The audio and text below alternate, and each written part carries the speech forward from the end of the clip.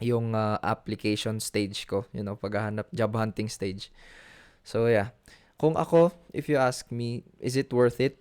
Hindi ko pa masabi ngayon kasi para sa akin maaga pa eh. I'm still young and maaga pa yung to say whatever happened to me is pwede na akong mag-advise na kung worth it ba yun o hindi. Kasi feel ko naman after siguro 10 years, ganyan, 5 years na na-experience ko na nandito ako sa position na to, I'll have the chance to look back and siguro update you guys again if was it all worth it.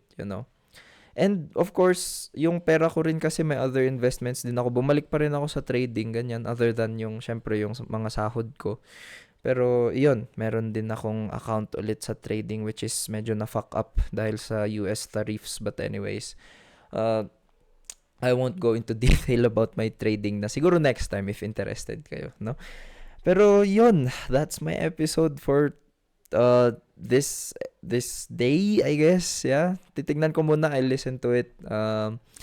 Try kong magdagdag if may kulang. Pero if may kulang, I guess let's just release a part 2 kasi ayoko rin ng parang mga 30-minute podcast. At least may napakinggan lang kayo for a bit.